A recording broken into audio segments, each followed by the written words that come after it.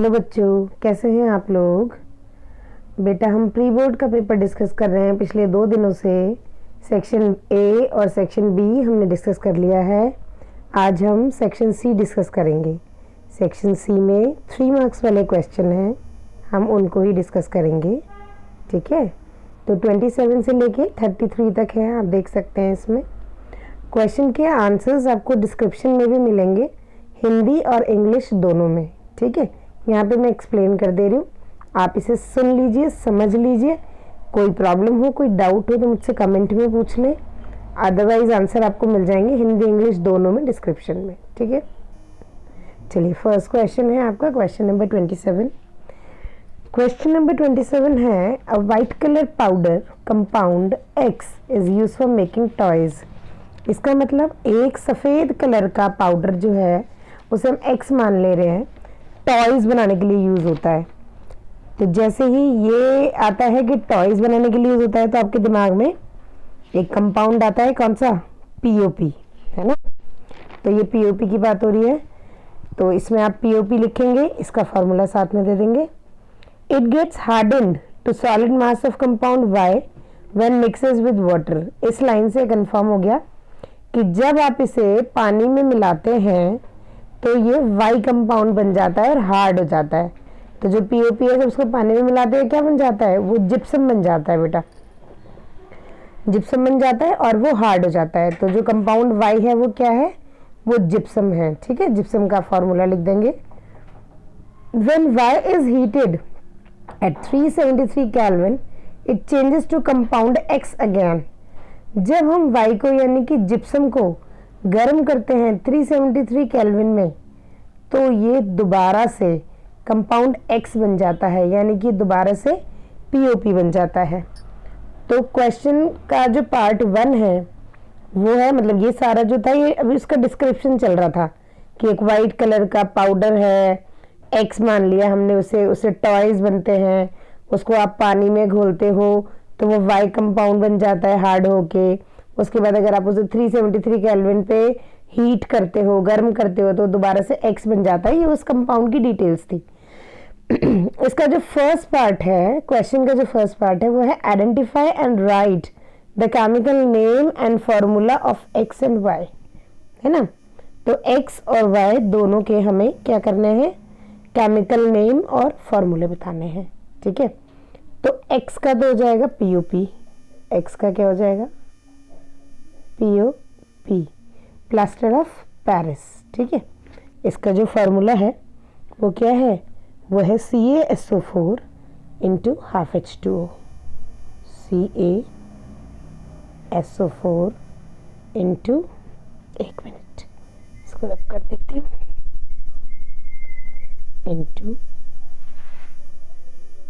Half H2O। ठीक है, ये किसका फार्मूला है, पीओपी का फार्मूला है। ठीक है, और जो वाई है, वाई क्या बताया मैंने, वाई मैंने बताया जिप्सम। ठीक है, जिप्सम, जिप्सम। ठीक है, जिप्सम का जो फार्मूला है वो सेम होता है, सिर्फ इतना अंतर है कि इसमें जो वाटर है वो 2 मॉलिक्यूल वाटर लगता है। ठीक है, CaSO4 into 2 molecule of water. ठीक है, तो एक्स और वाई आपको पता चल गए। जो सेकंड पार्ट है वो है give the chemical equation for the above chemical reaction to form compound Y. ठीक है, ये कहते हैं कि इसकी जो इक्वेशन है वो आपको बतानी है। ठीक है, तो इक्वेशन में क्या लिखा जाएगा, इक्वेशन में लिखा जाएगा CaSO4 into half H2O plus 1.5 H2O। ठीक है, और उससे बनेगा क्या, CaSO4 इंटू 2H2O। ये इसकी रिएक्शन है। ठीक है, तो ये आप बी पार्ट में लिखेंगे। क्लियर हो गया। चलिए, ये क्वेश्चन आई होप आपको समझ में आया होगा। उसके बाद है बेटा क्वेश्चन नंबर 28 में 3 पार्ट्स हैं और हर पार्ट 1 मार्क का है। तो इसका मतलब आपको छोटा सा आंसर देना है इसका। 3 पार्ट है बेटा। जो फर्स्ट पार्ट है वो है hydrogen gas is not evolved when most of the metals react with nitric acid. इसका मतलब क्या है, ये कह रहे हैं कि अधिकांश धातुएं, ज़्यादातर धातुएं जब नाइट्रिक अम्ल के साथ रिएक्शन करती हैं तो हाइड्रोजन गैस उत्पन्न नहीं होती। मेटल्स का ये फीचर है कि जब वो रिएक्शन करती हैं किसके साथ, किसी एसिड के साथ, तो क्या होता है, वो हाइड्रोजन गैस रिलीज करती हैं। ठीक है, लेकिन जो नाइट्रिक एसिड है वो मेटल्स के साथ रिएक्शन करके हाइड्रोजन गैस नहीं देता। क्यों नहीं देता, इसका रीज़न आपको बताना है। ठीक है, इसका रीज़न ये है कि जो HNO3 है वो बहुत स्ट्रॉन्ग ऑक्सीडाइजिंग एजेंट है। ऑक्सीडाइजिंग एजेंट मतलब उपचायक, उपचायक मतलब ऑक्सीजन ऐड कर देता है चीज़ों में, है ना।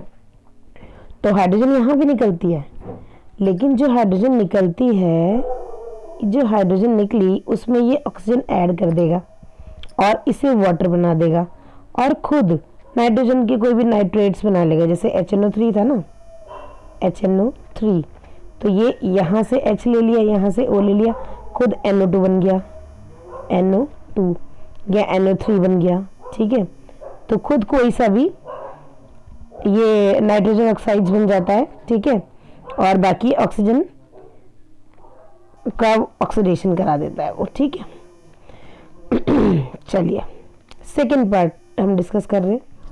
Zinc oxide is considered as an amphoteric oxide, मतलब जिंक ऑक्साइड को उभयधर्मी ऑक्साइड माना जाता है। इसका कारण बताना है क्यों। उभयधर्मी ऑक्साइड्स क्या होते हैं बेटा, इसके लिए पहले तो आपको ये जानना पड़ेगा व्हाट इज एम्फोटेरिक ऑक्साइड। तो कुछ ऑक्साइड्स ऐसे हैं जो एसिड और बेस दोनों के साथ रिएक्शन करते हैं, यानी कि एसिड के साथ रिएक्शन करेंगे तो बेसिक प्रॉपर्टी शो करेंगे, बेस के साथ रिएक्शन करेंगे तो एसिडिक प्रॉपर्टी शो करेंगे, यानी कि वो एसिडिक प्रॉपर्टी भी शो करते हैं, बेसिक प्रॉपर्टी भी शो करते हैं, और दोनों के साथ सॉल्ट और वाटर बनाते हैं, लवण और जल बनाते हैं दोनों के साथ। ठीक है, तो जिंक ऑक्साइड के बारे में आपको सिर्फ यही लिखना है कि ये एसिड और बेस दोनों के साथ रिएक्शन कर सकता है, इसीलिए ये एम्फोटेरिक ऑक्साइड कहलाता है। इसका एक और एग्जाम्पल है बेटा एम्फोटेरिक ऑक्साइड का Al2O3, Al2O3 एल्यूमिनियम ऑक्साइड। ठीक है, third part, a piece of calcium start floating in water when it is drop in water. Calcium को जब हम पानी में डालते हैं तो वो फ्लोट करने लगता है, वाटर के ऊपर तैरने लगता है ना। तो ये क्यों तैरने लगता है, ये पूछ रहे हैं।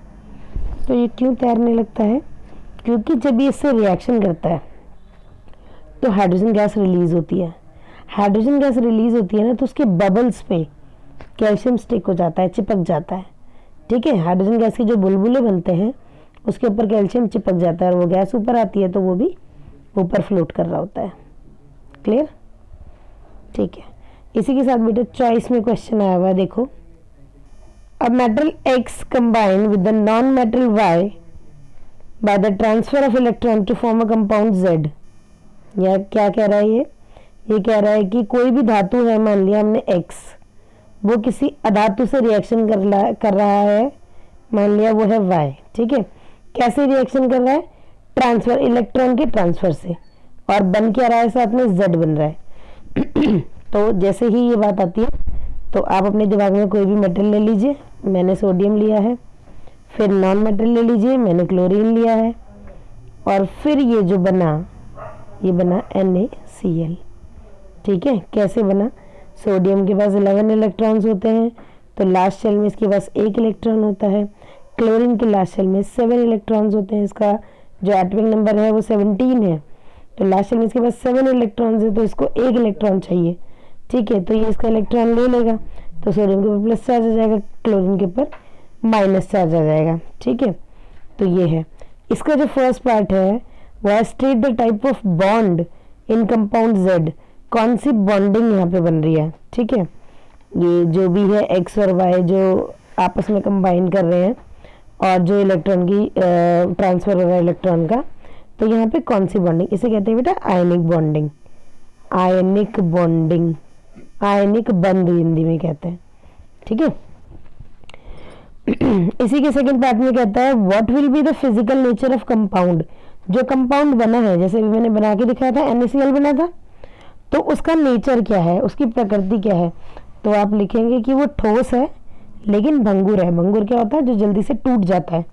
सॉलिड बट ब्रिटल, ठीक है, सॉलिड लेकिन ब्रिटल। ब्रिटल क्या होता है, जो जल्दी से टूट जाता है, ठीक है। तो ठोस है लेकिन भंगुर है। अब हम थर्ड पार्ट की तरफ चल रहे हैं इसका। Will this compound dissolve in kerosene और पेट्रोल। क्या ये कंपाउंड डिजॉल्व हो जाएगा केरोसिन और पेट्रोल में?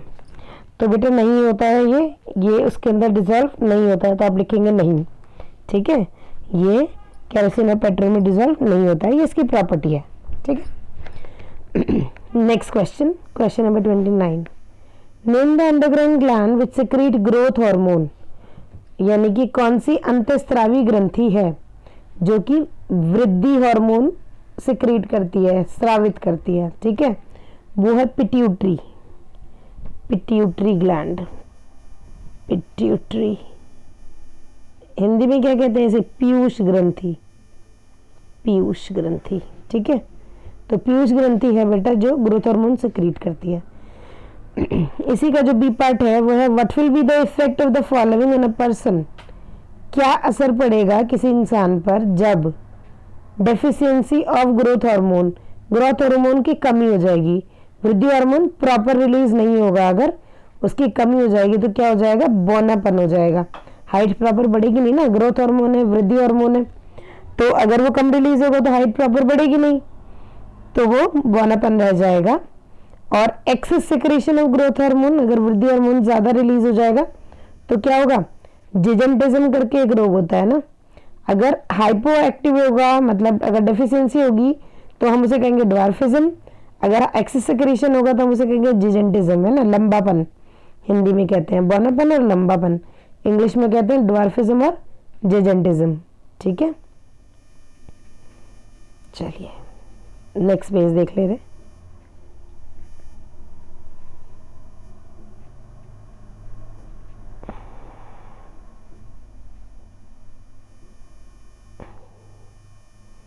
Question number 30।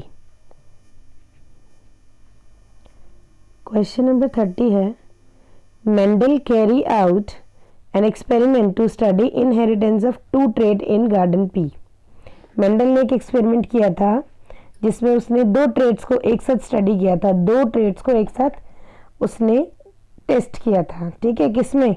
गार्डन पी में, यानी कि मटर में, है ना, मटर पे टेस्ट किए थे उसने। तो इसका जो फर्स्ट पार्ट है वो पूछ रहा है what were his finding with respect to inheritance of trait in F1 and F2 generation. कि F1 जनरेशन में उसको क्या पता चला और F2 जनरेशन में उसको क्या पता चला। तो बेटा ये क्या है? ये डाई हाइब्रिड क्रॉस है। डाई हाइब्रिड क्रॉस आपको बताया होगा, राउंड येलो, ठीक है, राउंड और येलो, और रिंकल्ड और ग्रीन सीड थे, ठीक है। इनका आपस में क्रॉस कराया था, ठीक है। तो जब इसका हमने क्रॉस कराया, जब हम इसको क्रॉस कराएंगे तो पहली जो जनरेशन थी उसमें सारे राउंड येलो प्लांट्स बने थे, ठीक है, सब राउंड येलो। क्यों? क्योंकि राउंड येलो जो है वो डोमिनेंट कैरेक्टर, प्रभावी लक्षण है, ठीक है। तो सारे के सारे गोल पीले बने थे। F1 जनरेशन की मैं बात कर रही हूँ। और F2 जनरेशन में क्या हुआ था? F2 जनरेशन में अलग अलग ट्रेट आए थे। अलग अलग कौन से ट्रेट आए थे? एक तो बना था राउंड येलो, एक बना था राउंड ग्रीन, एक बना था रिंकल्ड येलो, एक बना था रिंकल्ड ग्रीन, ठीक है। राउंड येलो मतलब गोल पीला, राउंड ग्रीन मतलब गोल हरा, रिंकल्ड येलो मतलब झुर्रीदार पीला, और रिंकल्ड ग्रीन मतलब झुर्रीदार हरा। ये चार तरह के कॉम्बिनेशन बने थे बेटा, ठीक है। ये आपको इसके बारे में ध्यान रखना है। और ये कहता है इसके पार्ट बी में कि state the ratio of different traits obtained in the F2 generation in the above mentioned experiment. जो भी ऊपर हम एक्सपेरिमेंट की बात कर रहे हैं उसमें अलग अलग ट्रेड्स का रेशियो क्या था। तो इसका रेशियो तो बड़ा फेमस सा रेशियो है, याद रहता है 9:3:3:1, ये इसका फिनोटिपिक रेशियो है। ठीक है, चलिए नेक्स्ट क्वेश्चन पे चलते हैं। What is refraction of light? Refraction of light मतलब प्रकाश का अपवर्तन। प्रकाश का अपवर्तन किसे कहते हैं? तो बेटा प्रकाश का अपवर्तन क्या होता है? जब प्रकाश किसी एक माध्यम से दूसरे माध्यम में जाता है तो प्रकाश की चाल में कुछ परिवर्तन आता है। वो कम भी हो सकती है, वो ज़्यादा भी हो सकती है, डिपेंड करता है कि वो सघन माध्यम में जा रही है या विरल माध्यम में जा रही है। अगर पहले वो विरल माध्यम में थी, बाद में सघन माध्यम में है, तो चाल कम होगी। अगर पहले वो सघन माध्यम में थी, बाद में विरल माध्यम में है, तो चाल बढ़ेगी। इंग्लिश में आप क्या लिखोगे? इंग्लिश में आप लिखोगे when ray of light changes the medium या it travels from one medium to another, तो there is a change in the speed of light. ठीक है, वो डिपेंड करता है कि मीडियम रेयर है या डेंसर है। तो वो जो चेंज होता है बेटा उसी को कहते हैं रिफ्रैक्शन ऑफ लाइट। ठीक है, अपवर्तन, प्रकाश का अपवर्तन। इसका बी पार्ट है if the refractive index of water is 4/3 and 1 minute में इसको हटा देती हूँ, दिखेगा। If the refractive index of water is 4/3 and that of glass is 3/2, यानी कि जो अपवर्तनांक है किसका? पानी का। पानी का जो अपवर्तनांक है वो 4/3 है और ग्लास यानी कि कांच का जो अपवर्तनांक है वो 3/2 है। तो ये कह रहे हैं कि कांच का अपवर्तनांक बताओ पानी के सापेक्ष, यानी कि ग्लास का रिफ्रैक्टिव इंडेक्स बताना है विद रिस्पेक्ट टू वाटर। तो जब विद रिस्पेक्ट टू की बात आ जाती है बेटा, तो ग्लास का रिफ्रैक्टिव इंडेक्स ऊपर आएगा, वाटर का रिफ्रैक्टिव इंडेक्स नीचे आएगा और इसका हमें रेशियो निकालना है। ठीक है, ग्लास का हमने रखा ऊपर 3/2 और इसके नीचे रखा हमने 4/3। ठीक है, फिर ये इधर चला जाएगा, ये इधर चला जाएगा, ये हो जाएगा 3 × 3/4 × 2 यानी कि 9/8। ठीक है, चलिए next question. Two identical resistors are first connected in series and then in parallel. दो रेजिस्टर हैं एक जैसे, दो प्रतिरोध हैं बिल्कुल एक जैसे, उन्हीं को पहले श्रेणी क्रम में जोड़ा गया है, बाद में पार्श्व क्रम में जोड़ा गया है। पहले सीरीज में जोड़ा है, फिर पैरेलली जोड़ा है। तो ये कहते हैं find the ratio of equivalent resistance in two cases. दोनों केसेस में इक्विवेलेंट आपको रेशियो निकालना है। ठीक है, तो रेशियो हम कैसे निकालेंगे? देखिए, जो दो रेजिस्टर्स हैं, दो प्रतिरोध हैं, हमने मान लिए दोनों x, let it be x और x। एक बार इसे आपने श्रेणी क्रम में जोड़ा तो सीधे सीधे जुड़ेगा 2x। एक बार आपने इसे पार्श्व क्रम में जोड़ा यानी कि पैरेलल जोड़ा। ठीक है, तो पैरेलल में आप क्या करते हैं? इसको पैरेलल में हो जाएगा x/2। आप इसे सॉल्व करके देखिएगा, यही आएगा।